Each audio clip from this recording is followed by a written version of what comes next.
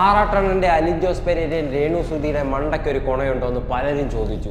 ഞാൻ പറഞ്ഞു big boss തിരിച്ചു വരുന്നു സുഹൃത്തുക്കളെ. ഏതാ സീസൺ 7? അത് നിങ്ങൾ കേട്ടത്, പക്ഷെ ഞാൻ ശരിക്കും കേൾക്കുന്നത് എങ്ങനെയാണെന്നറിയോ? കണ്ടന്റ് തിരിച്ചു വരുന്നു സുഹൃത്തുക്കളെ. ഏതാ സീസൺ 7?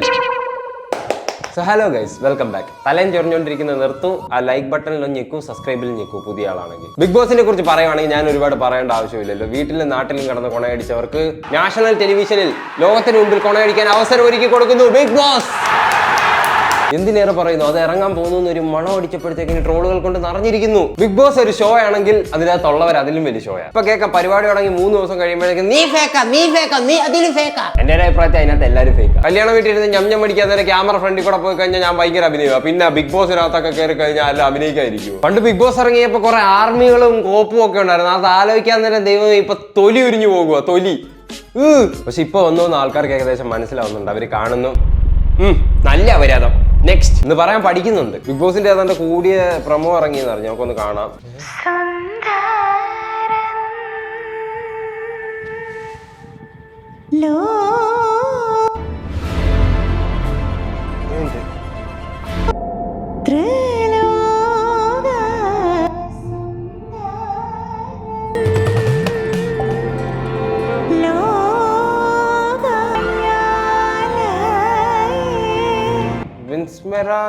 വിൻസ്മെറ ജ്വൽസ്. സോറി, എന്റെ തെറ്റായിരുന്നു. ബിഗ് ബോസിന്റെ പ്രമോ അല്ലായിരുന്നു, സോറി, എന്റെ തെറ്റ്. പക്ഷെ ജെനുവിൻലി കൊള്ളായിരുന്നു. അതിന്റെ കൺസെപ്റ്റ് നല്ലായിരുന്നു. ഒരു ആക്ടർ എന്ന നിലയിൽ ഫ്യൂഡൽ ലോഡിനെ മാത്രമല്ല ഇങ്ങനത്തെ ഒരു ക്യാരക്ടറും കാണിക്കാൻ പറ്റുമെന്ന് അദ്ദേഹം തെളിയിച്ചില്ലേ?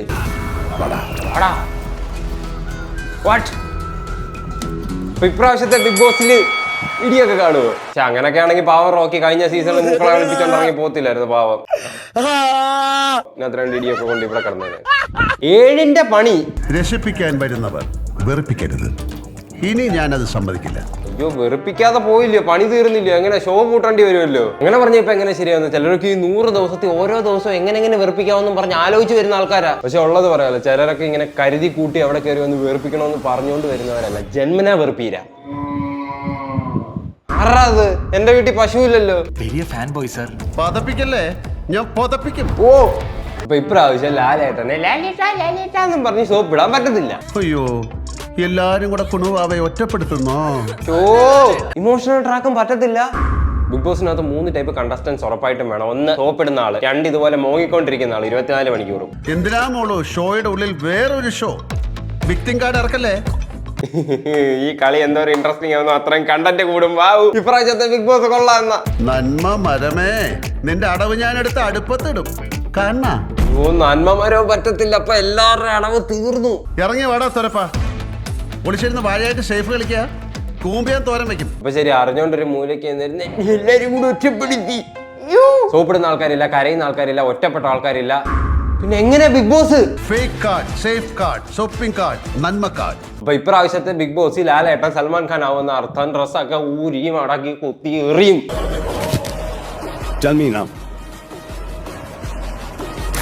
ഈ കാർഡുകളൊന്നും ഇനി ഈ ടേബിളിൽ ഇറക്കി കളിക്കരുത്, കീറിപ്പോ. ബിഗ് ബോസിൽ വരുന്നവർ ഈ പറഞ്ഞ സ്വഭാവങ്ങളെല്ലാം എടുത്ത് മാറ്റിക്കഴിഞ്ഞാൽ പിന്നെ ഒരു ആത്മാവ് മാത്രമേ കാണത്തുള്ളൂ. ഉള്ള കളിയെല്ലാം അടച്ച സ്ഥിതിക്ക് ഇപ്രാവശ്യത്തെ ബിഗ് ബോസിനകത്ത് ആടിവയറടിക്ക് കലക്കുമെന്ന് തോന്നുന്നു എല്ലാത്തിന്റെ. പോയ സമയത്ത് അവിടെ പബ്ബിൽ വെച്ചിട്ട് ജിന്റെ ഒരു പെണ്ണിനെ കയറി പിടിച്ചു. ആ പെണ്ണിനെ കയറി പിടിച്ചിട്ട് ഞാൻ വിന്നർ ആയതുകൊണ്ട് എനിക്ക് 3 പേരെ ബിഗ് ബോസിലേക്ക് കയറ്റാൻ വേണ്ടി പറ്റും, അതുകൊണ്ട് നീ കൊച്ചിയിലേക്ക് ബാക്കി എല്ലാ കാര്യം ഞാൻ ശരിയാക്കി തരാന്നുള്ള രീതിയിൽ ജിന്റെ സംസാരിച്ച് എന്റെ വോയിസ് ക്ലിപ്പ് അടക്കം എടുത്തിട്ടുണ്ട്. ബിഗ് ബോസ് കഴിഞ്ഞില്ല, എവർ അടി ഇതുവരെ കഴിഞ്ഞില്ല. ഇനി ജിൻഡോ സ്ഥിരമായിട്ട് അടിക്കുന്ന ഒരു സാധനമുണ്ട്. ഏതെങ്കിലും ഒരു പെണ്ണിന് ജിൻഡോ ഇൻസ്റ്റഗ്രാമിൽ മെസ്സേജ് അയക്കുക, നേരെ ആ പെണ്ണിന് മഴ പെയ്യുന്ന അകത്തങ്ങാനും കയറിയിരി. ചുമ്മാ ഒന്നിനെ കൊണ്ട് പോയി ഇത് കഴിഞ്ഞ് സമാധാനത്തിന് ഇൻസ്റ്റാഗ്രാമിൽ റീല് കാണാന്ന് വെച്ചാൽ രേണു സുധി അലിൻ ജോസ് പെരേര പിന്നെ ഇറങ്ങും. ഈ ബിഗ് ബോസിന്റെ സെലക്ഷൻ അവർ ശരിക്കും എങ്ങനെയാണ് നടത്തുന്നത്? പിന്നെ രാവിലെ എണ്ണീക്കാൻ നേരം കൊണയടി, ഉച്ചയ്ക്ക് മുന്നേ കൊണയടി, ഉച്ച കഴിഞ്ഞ കൊണയടി, വൈകുന്നേരം ഒരു ചെറിയ കൊണയടി, രാത്രിയിൽ വലിയൊരു കൊണയടി, രാത്രി കിടക്കുന്നതിന് മുമ്പേ വലിയൊരു അപരാധം. എന്തായാലും ബിഗ് ബോസ് ഇറങ്ങുന്നതിന് മുമ്പ് ഇതുപോലെ കുറച്ചേറെ വീഡിയോസ് നിർബന്ധമാണ്. വീട്ടിലേക്ക് കയറുന്ന 18 പേർ, ഭ്രാന്താലയത്തിലോട്ട് കയറുന്ന 18 പേര്, ജീവിതം ബിഗ് ബോസ് മലയാളം സീസൺ 7. അങ്ങനെ ബിഗ് ബോസ് മലയാളം സീസൺ 7ലേക്ക് പങ്കെടുക്കാനായിട്ട് വരുന്ന ബിഗ് ബോസ് മലയാളം സീസൺ 7. അങ്ങനെ Bigg Boss Malayalam season 7, Bigg Boss Malayalam season 7, അങ്ങനെ ബിഗ് ബോസ് മലയാളം സീസൺ ഇപ്പൊ പുറത്തു വിടാൻ പോവുകയാണ്. 18 കൺഫേംഡ് മത്സരാർത്ഥികൾ. 18 കൺഫേംഡ് മത്സരാർത്ഥികളോ? മലയാളം പറയുന്നിടത്ത് കുഴപ്പമില്ല, ഈ ഇംഗ്ലീഷ് പറയുന്നിടത്ത് എന്തിനാണ് ഇത്ര നീട്ടുന്നത്? ഭയങ്കര ഇറിറ്റേറ്റിംഗ് ആണ്. പ്രൊഡിക്ഷൻ 9 ഇതിനകത്ത് ഈ ആൾക്കാരെ മാത്രം ഇങ്ങനെ കാണിച്ചു പോകുന്നത് കാണണം. എനിക്ക് ഇതൊന്നും കണ്ടോണ്ടിരിക്കാനുള്ള ക്ഷമയില്ല. ഏതായാലും ദൈവം സഹായിച്ച് ഇതുപോലത്തെ പ്രഡിക്ഷൻ ലിസ്റ്റ് വരുന്ന ഒറ്റ മനുഷ്യനത് കയറാറില്ല. നമ്മളൊന്നും എന്താ ആരും ബിഗ് ബോസിലോട്ട് വിളിക്കാതെ നമ്മൾ കപ്പെടുത്തോണ്ട് വരുമെന്ന് പേടിച്ചിട്ടാണ്.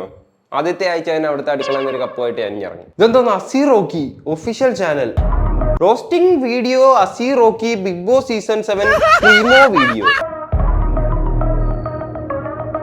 ആരത്? ഈ പുള്ളിക്കാരനല്ലേ കഴിഞ്ഞ പ്രാവശ്യം ബിഗ് ബോസിൽ നിന്ന് ഇറക്കി വിട്ടത്? കഴിഞ്ഞ പ്രാവശ്യത്തെ ബിഗ് ബോസ് ജയിച്ചവനെ കാണാറില്ല, എവിടെ പോയെന്നാ എനിക്കറിയത്തില്ല. ഇടക്കിടയ്ക്ക് സിജോ വന്ന് പെണ്ണുപിടിയെന്ന് പറയാൻ നേരം മാത്രം കേൾക്കാറുണ്ട്. പാതിക്ക് വെച്ചിറങ്ങി പോയാലും പുള്ളിയുടെ ഒരു കോൺഫിഡൻസ് സമ്മതിച്ചു കൊടുക്കണം. ജയിച്ചവനില്ലാത്ത കോൺഫിഡൻസ് ആ പുള്ളിക്ക്. ഇത് കോൺഫിഡൻസ് അല്ല, കോൺഫിഡൻസ്.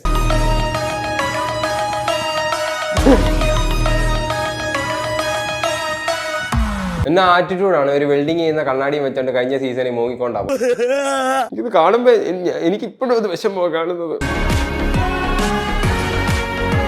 ജീവിതത്തിൽ ഇത്രയും കോൺഫിഡൻസ് മതി നമുക്ക്. കൊക്കൈനൊന്നും അല്ല, അസീറോക്കിയാണ് കോൺഫിഡൻസ്. നീയൊക്കെ ഇവിടെ വീട്ടിൽ വന്നതേ രസിപ്പിക്കാനോ വേണ്ടിയാണോ അതോ വെറുപ്പിക്കാൻ വേണ്ടിയാണോ?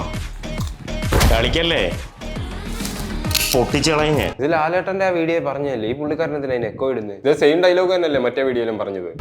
റോക്കിയാണ് അണ്ണന്റെ വലിയ ഫാനാണോ ഞാൻ? ഫാനോ? കൂടുതൽ പതിപ്പിക്കല്ലേ, നിന്നെ ഞാൻ പുതപ്പിച്ച് കിടത്തിപ്പിക്കും കേട്ടോ.